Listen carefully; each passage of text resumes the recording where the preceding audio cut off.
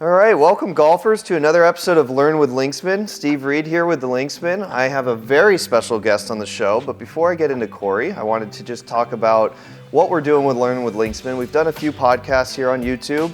Most of these are focused on how I've become a better golfer off the golf course, not just necessarily focusing on my swing. We've done yoga for golfers, we've done holistic healing for golfers, we've had my club champion, club fitter on the show. And today I have a very, very special guest, Corey DeVell. He is a hypnosis therapist, and I'll let you actually kind of introduce it if you don't mind. Yeah. My why name don't is. you tell us about yourself? Thank you. My name is Corey DeVell. I have a company called Orange County Hypnosis Center, which is located in Irvine, California. And it's all about really essentially letting go of people's resistance to whatever issues they may be wanting to achieve in their lives. I've found that over a period of time that people have what we call resistances, but they're usually predicated on something that has to do with emotion, could be physical, could be cellular, could even be a belief system. I usually refer to that as spiritual trauma. It doesn't mean anything religious for those of you who might be out there taking offense to that. It just means that we have a belief system that might be in opposition to something that we want to achieve on a conscious level. And I'm sure most people know this on some level, that they may be trying to accomplish something, as you were when we were talking about this just earlier, about breaking a certain level of achievement, you know, getting under 80, for instance, or tennis players who, you know, played other people that they can't beat. They have this one guy that they just can't, no matter what they do, they just can't beat this guy. But they beat other guys who beat that guy, you know, and they like take them out.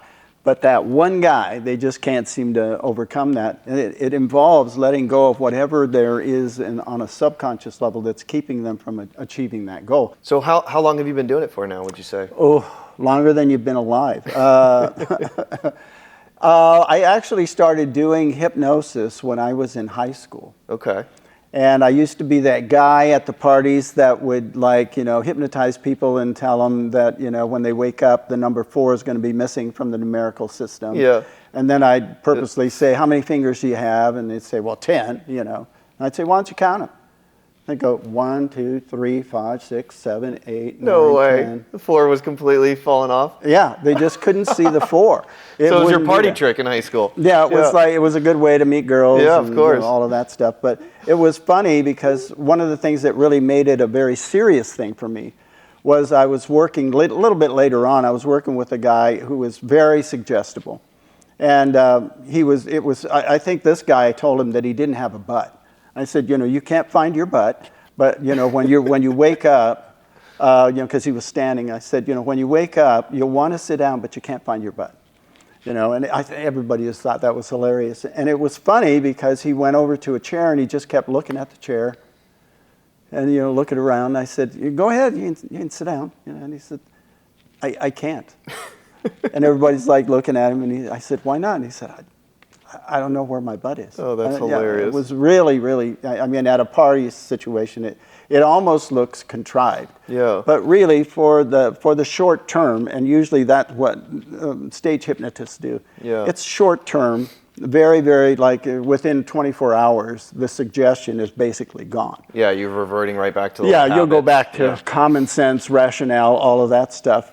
But what I found out with this guy was that he was so suggestible, and he was terrified of dentists. He had to get some serious work done on his teeth.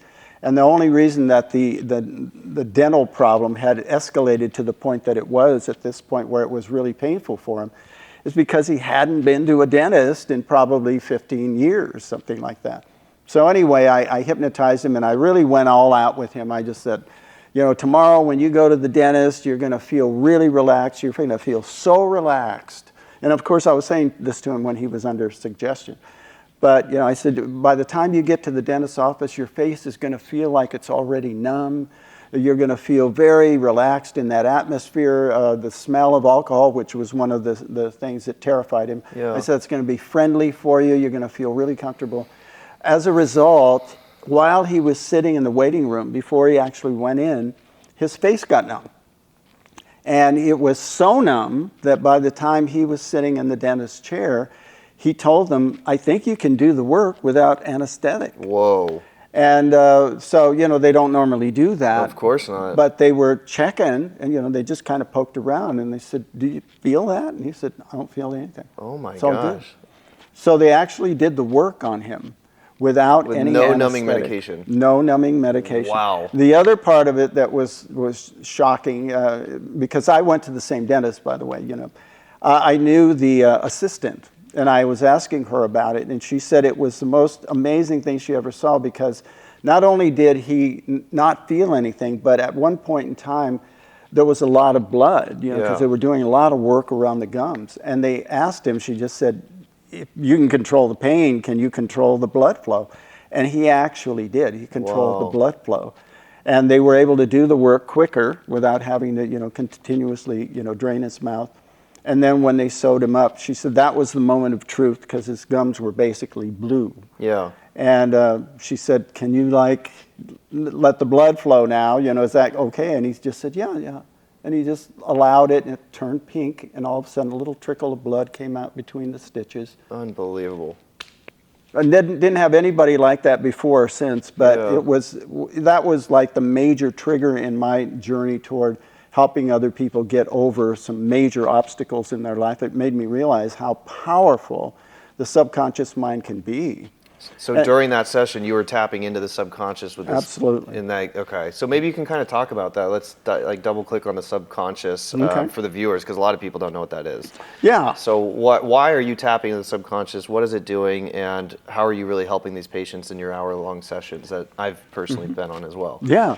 The whole idea is, a basic understanding of who we are is that we have this prefrontal lobe that's all about our interaction with the rest of the world.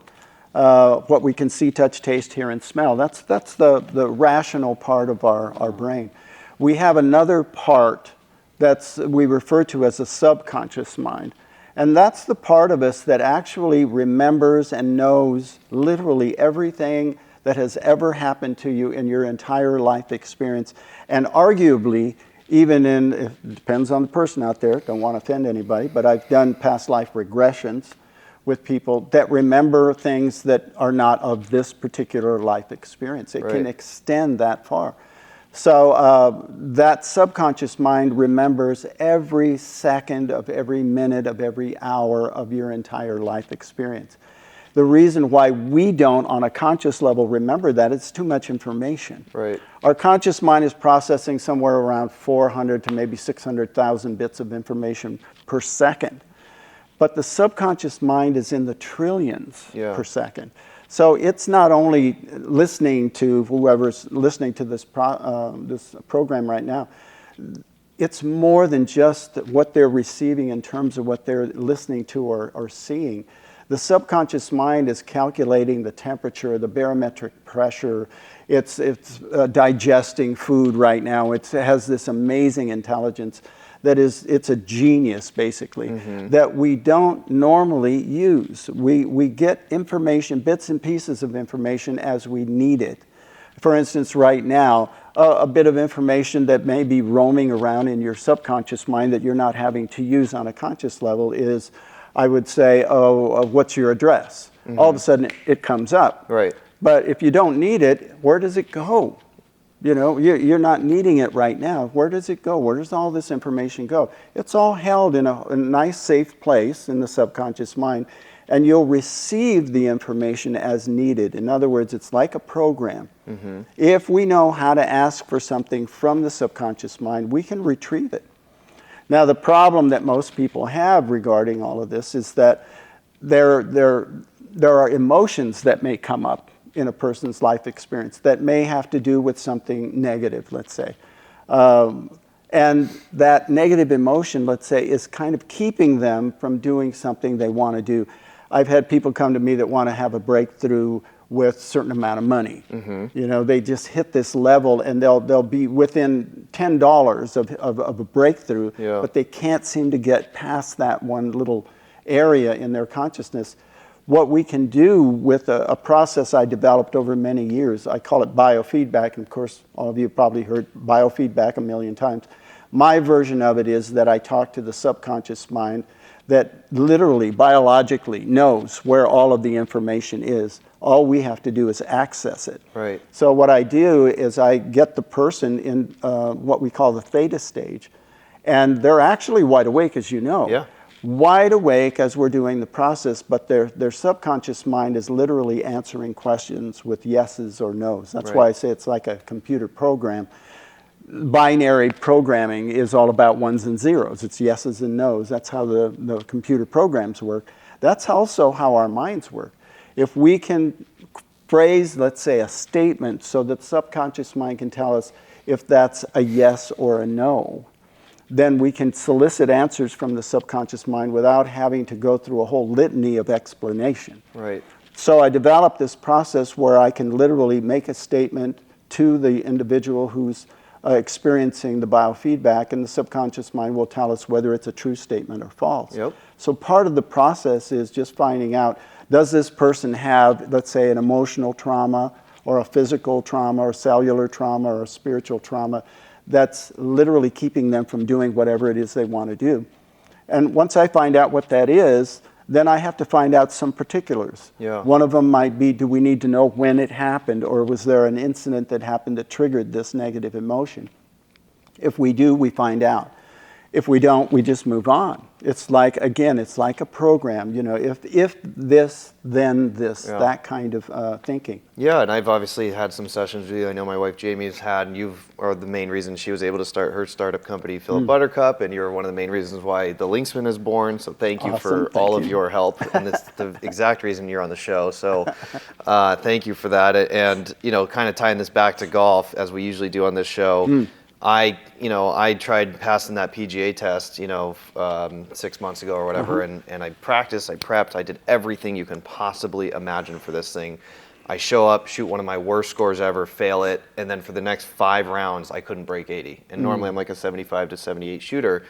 And so I come into you, and we do the whole process, biofeedback, everything, and ultimately, I think really was I just started taking it too serious, and I wasn't having fun. And I remember you specifically saying, like, you know what, next time you hit a bad shot, I want you to smile, laugh, and essentially trick your subconscious to that bad shot being a fun, good shot. And I did it. I did everything you said, and sure enough, that next round I shot like a 76, and it was like I was back, right? And that all of those bad 5 rounds are in the past, and it really helped. That session was great. So, I guess tying this back to golfers, with this subconscious practice that you do, what are some things that maybe a golfer who's having a bad round or who's not performing their best, what would you recommend from all of the therapy and the training you've done with this biofeedback? Is it something we could do on ourselves, or is it something you need to be in front of someone? Yeah, it can be. I think that the fundamental part of it is to find out where the resistance is. Many times it's not something that you can just quickly access, but a big part of what's going on in people's minds has to do a lot with what you were talking about. What are they doing in that moment of struggle? Am I, whatever it is, I hit a bad shot, whatever that happens to be, or if you're a tennis player or whatever it happens to be, you just hit something, incorrectly, let's say. Generally speaking, we wind up having all of this judgment about, oh, I'm just terrible. Why am I doing this? I mean, all of a sudden we let all of that snowball into this self-loathing that goes on. Right. And that's, I would say, is probably the most fundamental part of getting a person to a place where they allow themselves to these are sports. These are things that we're supposed to be having an enjoyment to do. It's a leisure activity. Yeah, and we take it so seriously, and I get it. There's a lot of big money involved in all of this stuff, and it could be... And ego. And a lot of ego Mostly involved ego. in it, yeah. But I do like to, focus on it from that standpoint, because part of the ego, when people talk about ego, it is like a very self-serving, it seems as if, it's all about a prideful nature. Yeah. That that same thing that they're talking about that can be very snobbish, let's say, about, well, I pride myself in this or that. It can also be, and most of the time is, the other side of that coin is that it is filled with self-loathing. Yeah. When you slip up, even something very small, whatever it happens to be, that ego part of you is there to make you feel even worse than you could ever feel on your own, let's say. The ego jumps in and is willing to kick you when you're down. Right. And it's like, okay, then what is going on with this ego? Does it have that part to it that is all about feeling superior to people? And does it have this other part to it, this very dark part that makes you feel like you're not worthy? Right. They're both related. It's like two sides of the same coin. Right. So it's not about becoming over-elated with anything. It's about getting to a place where you have the balance that's really necessary in all of this. And that's what I was trying to introduce to you as a part of this process. And it can happen with anybody out there. It's simple things. We change one little thing and everything else will follow. You can, with some people, I'll tell them, what do you do in the morning when you first get out of bed? What foot touches the floor? Yeah. And they'll say, oh, it's always my left foot. And I say, tomorrow morning when you get out of bed, let your right foot touch the floor. And just watch what happens from there. Just do one little thing differently than you normally do.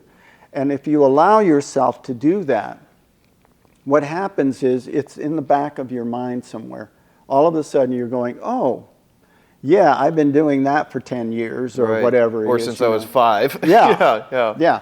And I put my right foot on the floor today, and can I let that be the start of something different? Interesting. From that point forward during the day, there'll be other things that you'll do. They will change. Follow. Yeah. I had one woman called me up. It was actually quite funny. She was having a whole lot of problems with her divorce. There was all kinds of negative things going on in her life. And she had been very, very, in a kind of almost apathetic state for a long time. So when I started working with her, of course, we found out where all of the traumas were and we let them go. And she said to me the same thing. She said, well, what can I do on a day-to-day basis? And I said, I just want you to do that one thing. Instead of your left foot, let your right foot touch the floor when you do that. And I said, and then if you get the urge to do something else that's different, follow through on that. Just try maybe a different way to go to work. Yeah. Try a different, avenue or something like that. And she called me up. It was so funny. She was like laughing hysterically. And I said, what's going on? What's happening? And she said, well, I took your advice. I did, the right foot instead of the left foot. And she said, and then I decided that I was going to brush my teeth with my left hand instead of my right hand. I was just going to bring that up, yeah. And she said, I almost poked my eye out. She said, and I had missed her mouth completely. Toothpaste in my nose and around my face. And she said, when I looked at myself in the mirror, I couldn't take myself seriously. And she said, I just started laughing. And she said, from that point forward, everything in my life started to change. It's the simple things. Yeah. We don't think about those very much because we're so used to doing them all the time. Of course, we're so routine humans. It's crazy. I did the same thing. I used a Sonicare toothbrush and I had pain in my shoulder and I was using my left hand. It looked like someone had never brushed their teeth in their entire life. It like leaves your mouth, toothpaste goes flying, to your point, you hit your nose, you're like, what is going on? This should not be that difficult. This machine does it for me, and yet I'm still struggling. Yeah. But then after a couple days, you realize you almost forget how to use your right hand, and this becomes the dominant hand now. Right. And it's just those little things to change it up. So then I guess back to golf. Would you recommend, someone swinging left-handed just to change it up, or is that a little extreme? Because that's hard for me to do. I try swinging left-handed. It looks like I've never golfed before in my life. But what would be something a golfer struggling with, and maybe just change up a routine or two? Yeah, it depends on how they do their setup. Everybody, if you notice how you do your setup, that's where it starts. Are you using your right hand, even for pushing the tee into the ground? Yeah, true. Which hand do you use to do that? Right. Yeah, my dominant hand for everything. Yeah, everything. Could you let your left hand do it? Yeah. And I've tried, yeah, I guess to your point, I've tried that. I never even thought of that. And it's like weird to put it in. I put it at an angle and I look back, I'm like, wait, why is the tee almost falling off? Yeah. You know? Yeah, but little things like even to that, Yeah. yeah. Or how you pick up the ball. Do you always pick up with your right hand Yeah. out of the hole? Maybe Yeah. try it with your left hand. Even yeah. the way you pull your clubs out of the bag, Yeah. or whatever it happens to be, those itty bitty little things will make all the difference in the world. Sure. It's just a matter of changing one tiny little nuance. Everything else will follow. All of a sudden, you've changed the program.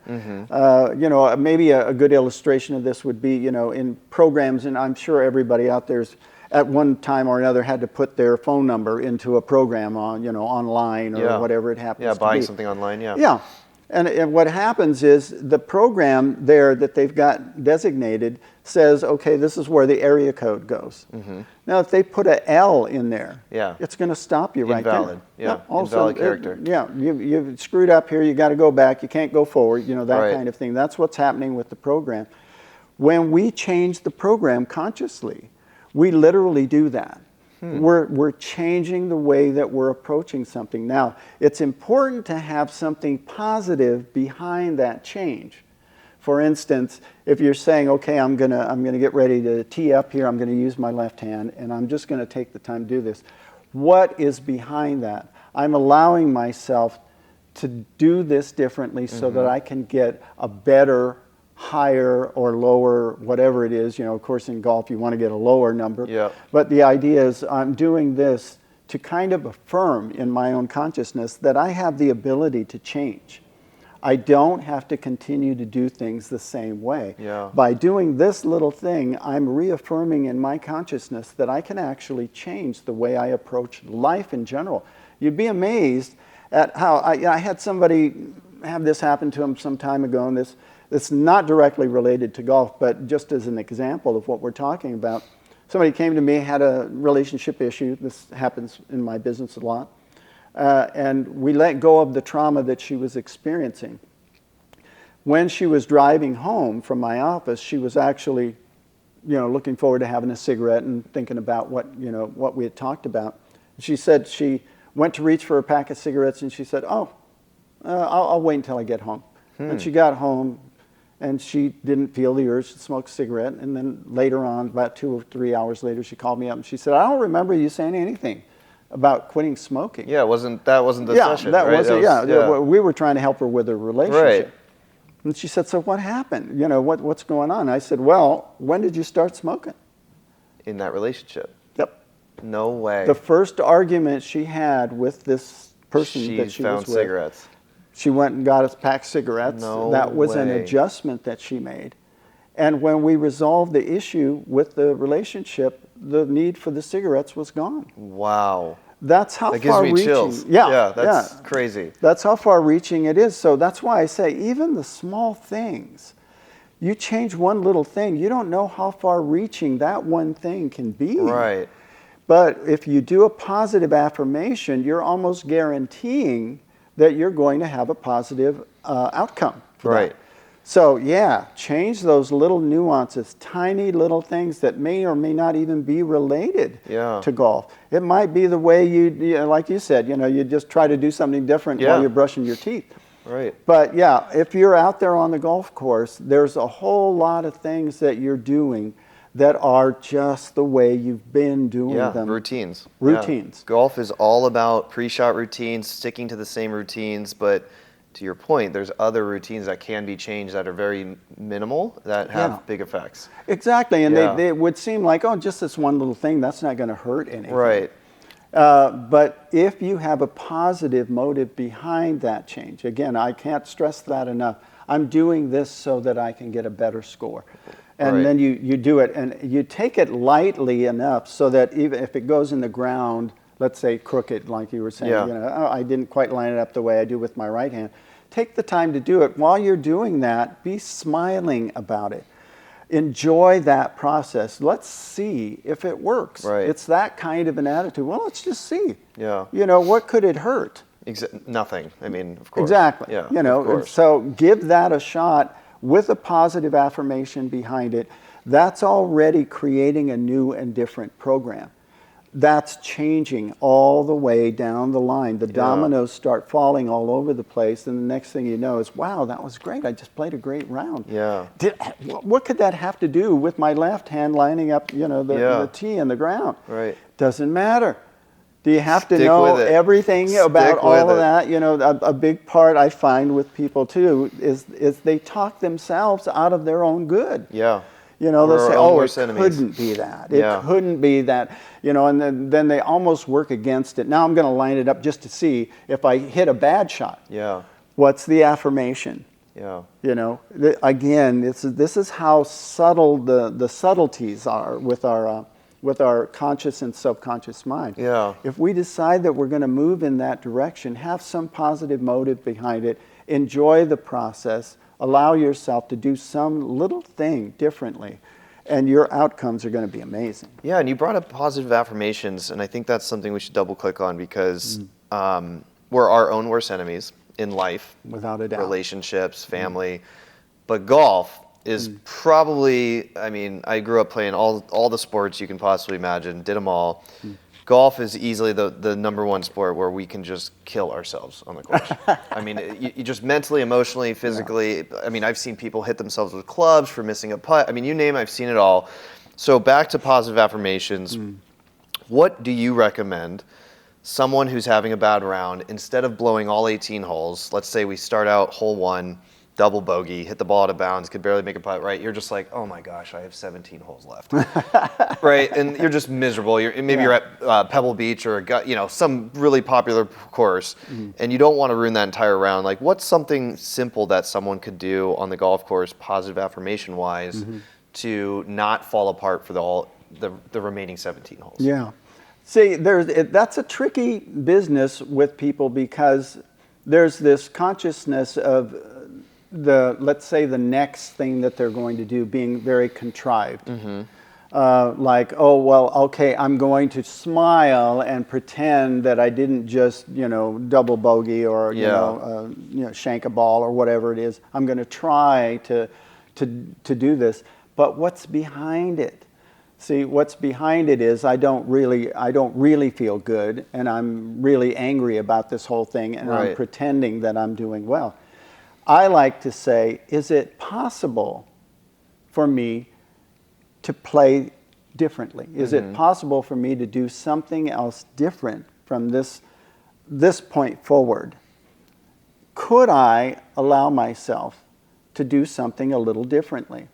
Now, when I say that, it can be as simple as any number of other things, but one of the things that I often use in my office when a person has, let's say, a negative emotion, where they're angry about something. Emotions come and go. They're just like everything else in life. They are not attached to us any more than this little bottle of water is attached to me. Right. So, if I'm holding on to this and it's actually hurting my hand in some way or another, I don't think twice about going, oh, geez, it's hot, or a cup of hot water or something like that. I can put it down. Emotions are the same way. Negative emotions are things that come and go in our life experience. So when we see that correctly, my statement would be to them, is it possible for me to let this negative emotion go? And it is helpful, actually, if you have maybe a golf ball in your hand or you have a tee in your hand. This is the way I'm holding this up, and I'm saying, okay, to myself, is it possible for me to let this go? Well, the reality is, of course it's possible. I'm holding it with my hand. I could let it go. Second question, could I let it go is the first one. Would I let it go? Now that one involves a little bit deeper stuff. Why am I holding on to it? Is there some purpose for me being angry at myself or having this self-loathing that wants to judge me because I made one bad shot? This is that part I was talking about before. Yep. You see how the ego jumps in. Oh, I made a wonderful shot, and it gets very prideful about that, right? But if I make a bad one, what does it do? It kicks you when you're down. Crumbles you. Yeah, just beating you up all the rest of the day, and you're saying, "Yeah, it was that one thing I did that blew my whole day." Right. I like to go in this direction. Could I let that negative feeling go? Right. Whatever that negative feeling is, whether it's anger or it's frustration or whatever it happens to be, just like this. home audience, could I let this go? Second, would I let it go? Would I let it go? Why do I ask that? Because we have our reasons for holding on, and a lot of it has to do with self-judgment. Would I let it go if I knew that by letting it go, I could play a better game of golf? Is it worth it to me to let this silly feeling go so that I can get on with my life and have some fun today? Now, it sounds silly, but if you ask yourself those questions, could I? Of course. Would I?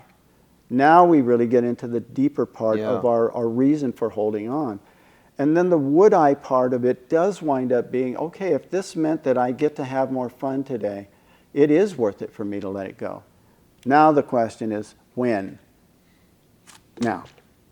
I like Let's that. drop it now. Not tomorrow. Now, believe it or not, I do have people come into my office, and I'll do that with a Kleenex or something, and they have this fear emotion or something like that. And I say, could you let it go? Yeah. And I say, would you let it go? Yeah. And I said, when? They go, next week.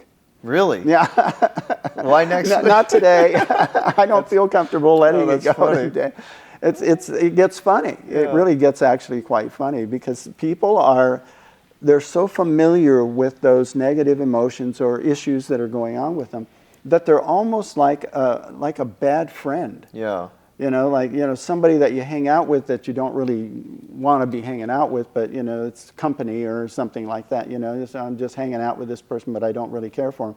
That's how negative emotions are. Right. And they become familiar, and we use them as a part of our process throughout the course of our lives. We don't even realize how negative they can be. Yeah, that's so They're true. just familiar. Yeah. We can let them go. Right. That's interesting. And so a lot of that was with positive affirmations. Mm-hmm. And so is there, I guess, I'm on the course, I'm like with my buddies, am I realistically going to, hold the ball and do like those steps? Maybe not, maybe. Mm-hmm. Is there something else just mentally that we could do to avoid a bad round while we're walking to the next shot even? I mean, or is it this exercise that you're recommending? Absolutely. It gets so simple that, it sounds so fundamental and almost obtuse, but it isn't. It's like taking the time to separate yourself from that negative emotion. It doesn't necessarily have to be something physical that we do. But it goes back to, why am I actually here? Yeah. Like, what is the point of me being here right now? And on whose behalf am I being so upset? Because we have these, we have an angel on one shoulder and a devil on the other, that whole thing going on. And, on whose behalf am I being upset? Now, the angelic part of you is saying, hey, it's a beautiful day. Right, enjoy the weather, the nature. What are you doing? Right. Yeah, you should just, so what? You hit a bad shot, you'll make up for it. Yeah. What are you doing? This is supposed to be fun. And the other side's going, oh, you don't. You suck. You should go home right now. Yeah. What are you even doing out here? Don't you don't belong at bore Pebble your Beach. friends with how bad you're going to play today. That's how rude the ego can be. Yeah. So, the idea behind it is, okay, could I let go and not listen to that dark side that's, just yelling and screaming and making all of this noise? We have our choices here. We actually do have a choice about how we're approaching all of this. And I know that I've had some people that actually look forward to hitting a bad shot. Really? Yeah, because it's something they want to learn from. Oh, interesting. Can I actually do that? Could I experience that and just see what it feels like? And it's interesting that the more they actually, and I'm not recommending it to everybody, but it's like the more they look for that problematic area, the less they find it. Yeah.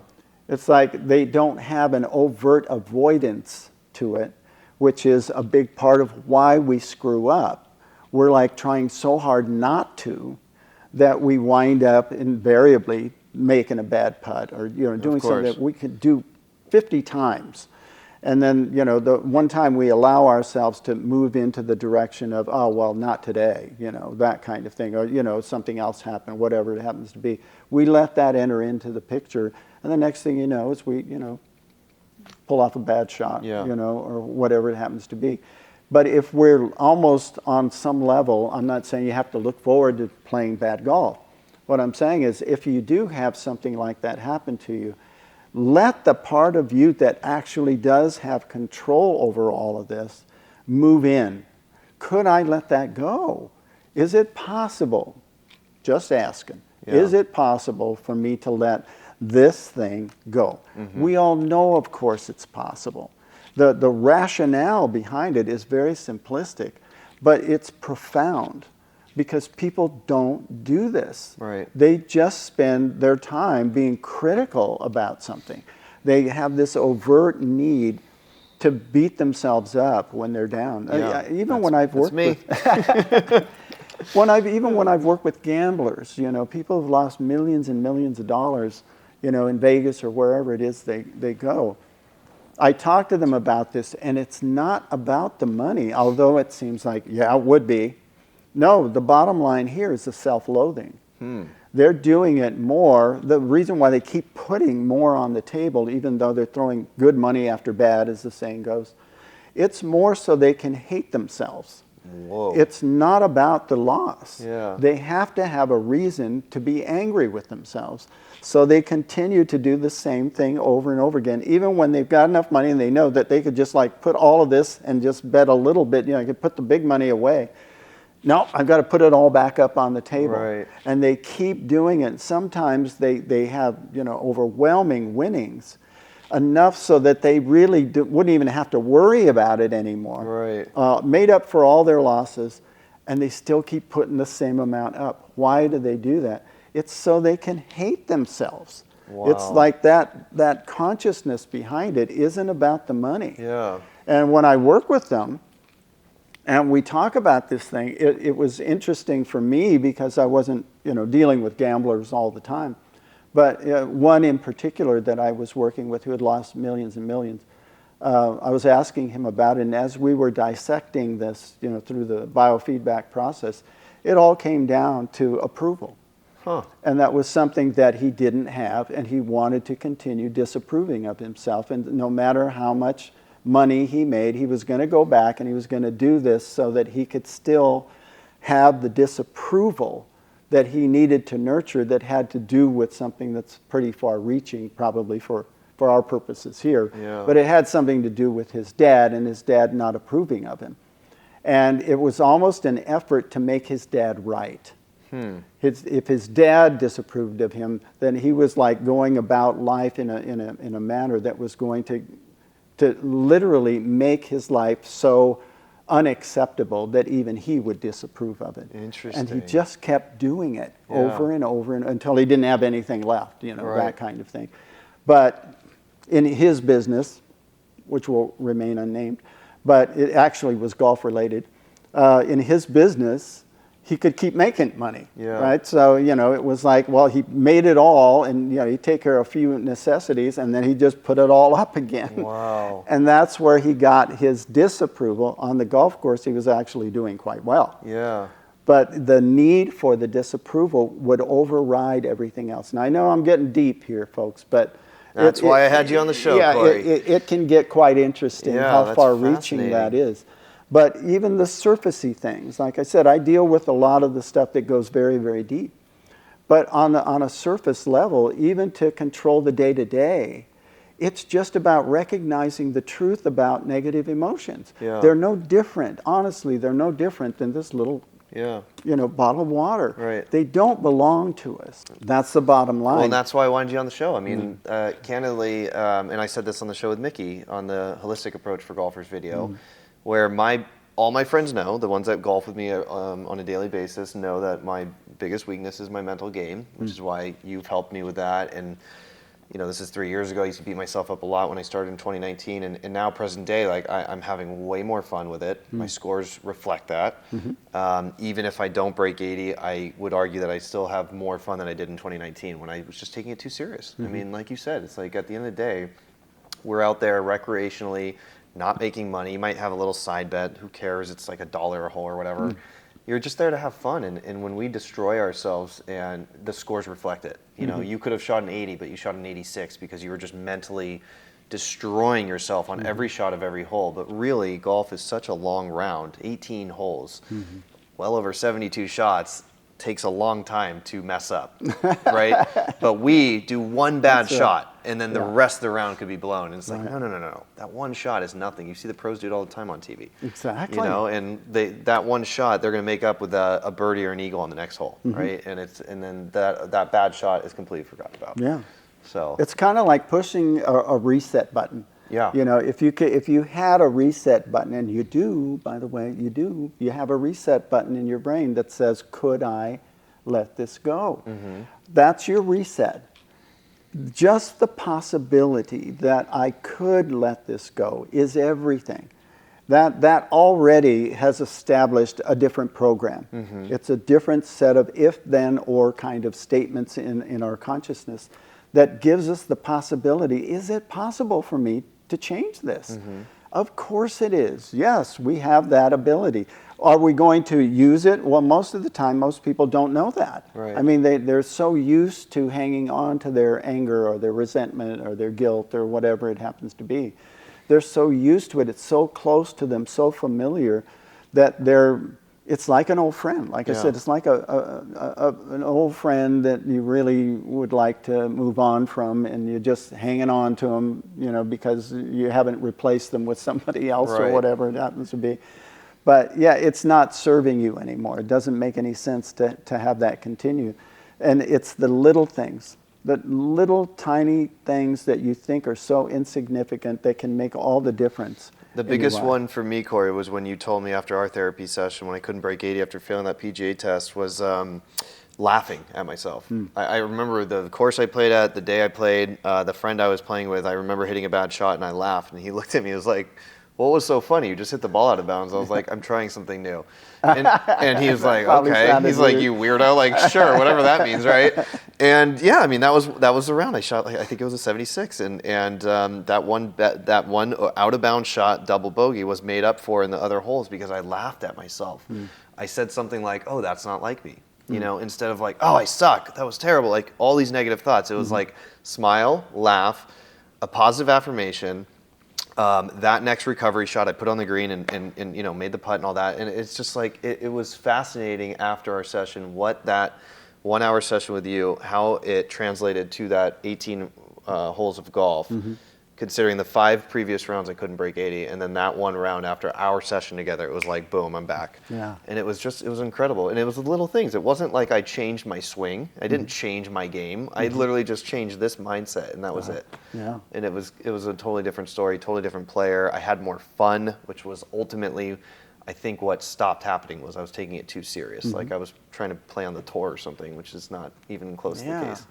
You know? And look at all the positive things that have ensued. This whole program, what you're doing here with Linksman is, I mean, this is amazing. Thank you. I appreciate it. I'm like, you're a big result of it, wow, and why I wanted you on the show. I am in awe of how amazing this place really it came out really good, and I've been really enjoying having guests like yourself on the show for it as well. You know, I mean, none of this would have happened if it wasn't for you and a few other people in my life, like Jamie, where we met you and had a bunch of great sessions, and you know, something I never even knew existed with everything we're talking about, biofeedback, the subconscious, all of that.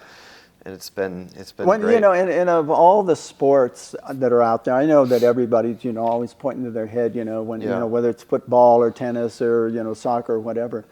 Of the sports that there are that really involve so much mental discipline, this one has got to be high on the list. I think it's the highest. Yeah. It's not even a question. It is so much how you're treating yourself. Yeah.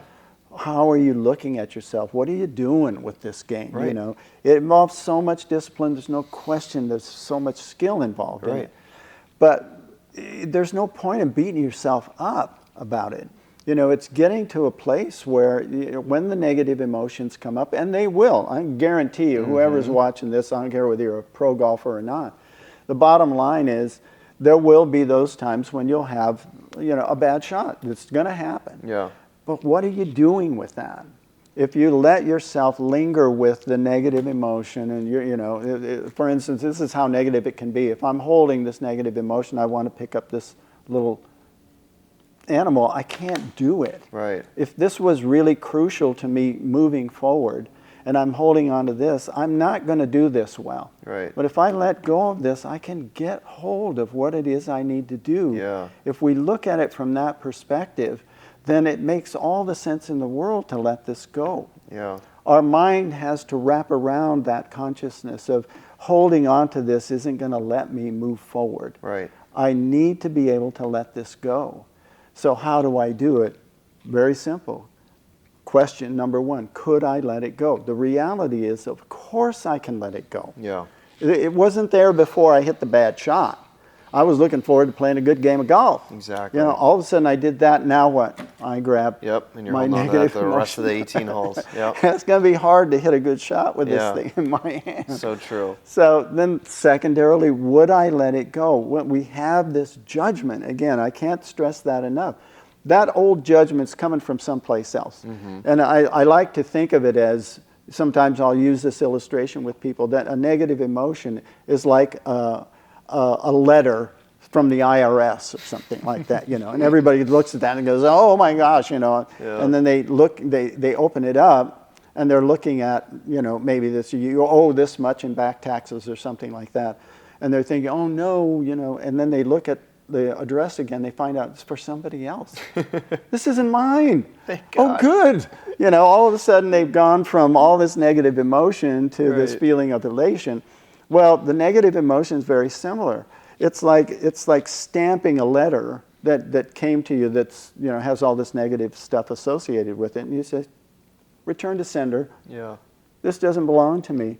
It's that simple. It seems, again, you know, it seems almost ridiculously simple, but these little things will make all the difference in how you reprogram your consciousness. Yeah. It's awesome how simple it can be. Agreed. If we continue to do those kinds of processes, they become our behaviors. They become our characteristics, so to speak. Yeah. We become like one of the most positive guys out there, you know, just like fun to be around because this guy just plays golf, he's having a ball, everybody around him's enjoying and, you know, and they're having a good time. Everybody plays better when they're around somebody who plays well. Exactly. You don't want the guy throwing clubs, negative, cursing. Like, I've played with those guys, and guess what? Your energy is going to feel on mine, and now I'm going to have a bad round because of your crappy attitude. Yeah. It's so true. And back to your point on how hard golf is mentally, I find it funny that even in the PGA tournament, the Full Swing documentary on Netflix, I don't know if you saw it, there's a Breakpoint one as well for tennis. The Full Swing one, it's rare people talk about the mental side of golf. I don't know why. But you see the top, 150 golfers in the world, and they're all over the place, right? Someone will be top 10, and then they'll drop, and their name's never on the top 10 again for the rest of their career. Yeah. And I personally think it's the mental side. These guys' swings are great. I don't think it's really their swing. I think it's the mental game, and I don't think enough people are talking about, specifically for golf, on how to fix the mental side of the game to fix your golf game. On all the stuff you're talking about, basically. Yeah. And it's just, I don't know, it's an untapped area, and that's kind of why we're doing this show today, and specifically talking about it, because I think you can go tamper with your swing all you want, but if your mental 6 inches between your ears isn't fixed, your swing is irrelevant. That's right. That's absolutely true. And it as you said, it's not just with golf, but golf is one of those games where it is hugely important to have your mental game together. There's just so much that involves technique and ability and all of that. But when you look at the top players, they're all doing it. They're basically, on any given day, anybody's capable of being anybody. Yeah. So we know that enters into the picture. Where is the fine line between the one that's consistent in all of it? Their mental game is the one that's together. Yeah. Because they know that. They're very much aware that this is what it's really all about. As far as the memory and all of the stuff is, when you get, you line up your tee and all the rest of it, that stuff is going to be very fundamental. You've done it so many times. It's a routine. It's routine, man. I know how to do this. Yeah. Where is the nuance here that I suddenly just hit a bad shot? What is that about? How did that even remotely enter into the picture when I was here with a good attitude and whatever that happens to be? It's almost like a personal challenge. It's almost like the gambler who keeps putting it all up there again, only so that he can, hate himself afterwards. When we make those kinds of, let's say, adjustments to whatever is going on in our life experience, it could be just something that, you got a bad cup of coffee at Starbucks or something. Nothing wrong with Starbucks. But whatever it is, you just happen to pick up something that maybe it was a driver on the road that just kind of upset you before you got to the golf course or something like that. Those little tiny things can enter into the picture. Get yourself clear. Yeah. Look at it from the standpoint of, man, isn't it awesome that I actually have the opportunity? I have the health, the well-being, the opportunity to be able to get out here in this magnificent golf course, wherever it happens to be. And, the ones out here are just amazing. Isn't it a joy just to be able to do this? Yeah. When we start with that kind of, again, this gets into other areas like gratitude and, the positive thinking part of it, but really that's what it is. Yeah. If we're operating from that kind of consciousness, everything flows. We're not really worried so much about all of the other stuff. Yeah. We wind up operating out of that consciousness of isn't it great that I even have an opportunity to do this? We get down to the core basics there, and man, everybody starts thinking, wow, I guess I'm being very ungrateful about the life that I've been experiencing, that I live in this amazing country, I have all of these opportunities, it almost sounds like, oh, well, start playing the national anthem, Corey's getting up on a bandstand here.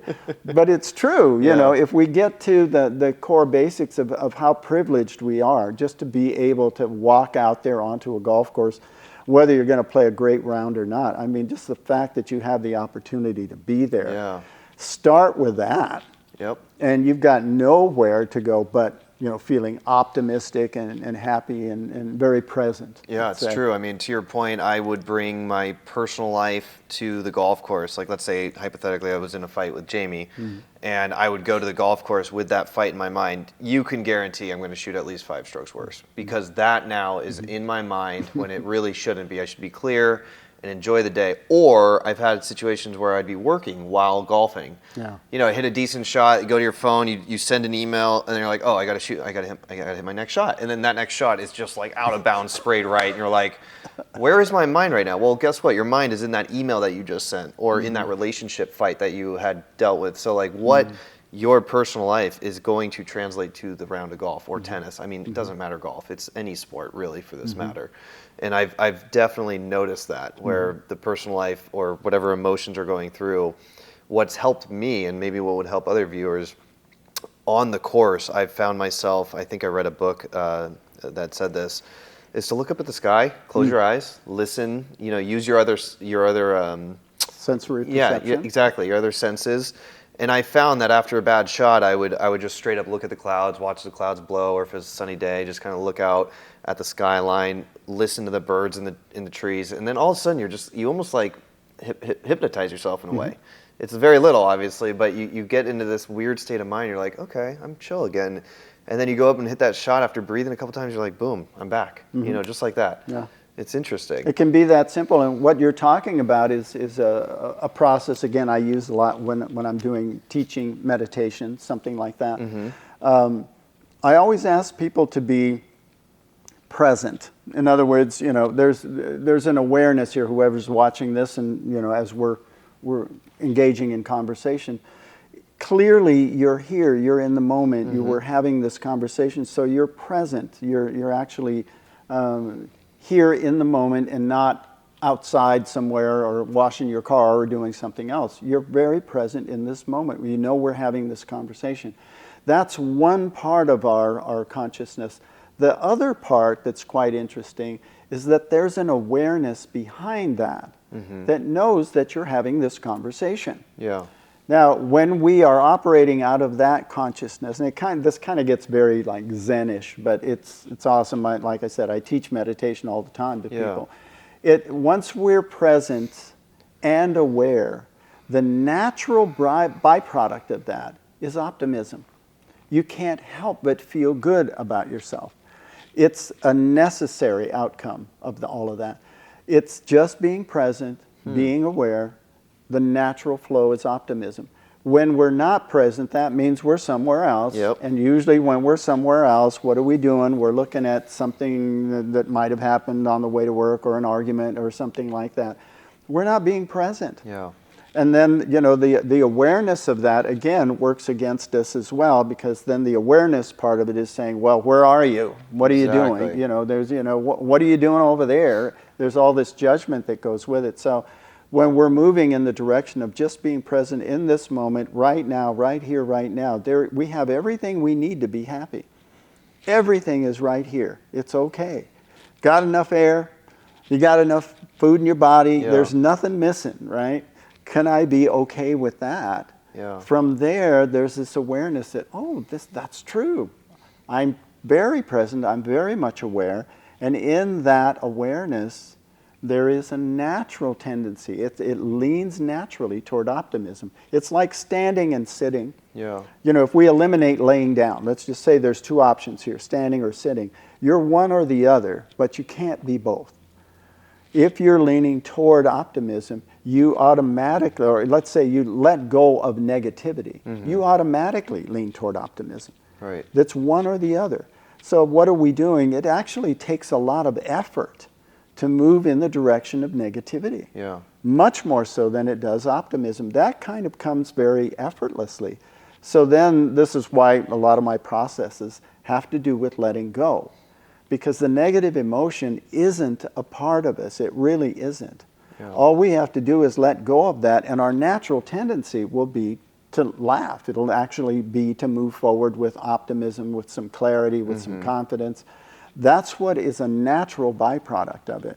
It's a lot of what I teach just has to do with being your natural self. When we see children, for instance, anybody out there who's had children, or you know, we've all been children, but we've forgotten the optimism of children, what it took to learn how to walk. Yeah. That kind of trial and error that goes on in a little child that doesn't, you know, we can't explain to them, these are the quadricep muscles you need to Way use. too technical. They don't know anything Yeah. about that. They just see grown-ups walking around, Yeah. and they want to do it. So they lean up against a piece of furniture or whatever it is, and they Yeah. just keep trying. There's a lot of pain that's involved in that because their muscles are having to learn how to straighten their feet out and how to get their legs to work and support the upper torso. All of that is actually happening, and they get halfway up and they fall down. They start laughing. They get right back up. Yeah. What is it? It's that optimism. They just have endless optimism. That's how we all learned how to walk. One of my teachers used to say this to us, and I thought it was so insightful. He said, you know, if we had to learn how to walk when we're 30 years old, we'd all be crawling. It's true. He said, by the time we're in our mid to late 20s, we've had so much negativity happen to us that we have lost that natural optimism that we had as infants. Yeah. So if people are, you know, when I see people sometimes, they say, I just can't get rid of my negativity. I don't know how to trust people and all that stuff. And I tell them, hey, trust is normal and natural for you. Right. Because to walk, you have to trust that your legs are going to follow your upper torso. Right. And that's a real difficult thing to learn. One of the things that I used to do when I was, you know, playing these games with people when I was in high school, I'd get like a football player or somebody that was really big guy, you know, and I would tell them, you know what, I bet I can hold you in that chair with my finger. And it's, are you kidding me? You know, there's no, you know, small guy like you, are you kidding me? Yeah. You know, there's no way I can do that. And I'd say, well, you know, I'll bet you $1 I can do that. Okay, put up the money. And all I do is put my finger on their forehead. Yeah. Now this is interesting because most people don't know this, but your forehead has to come forward in order for you to get up. Right. Now, there's not a whole lot of muscles here that are doing this.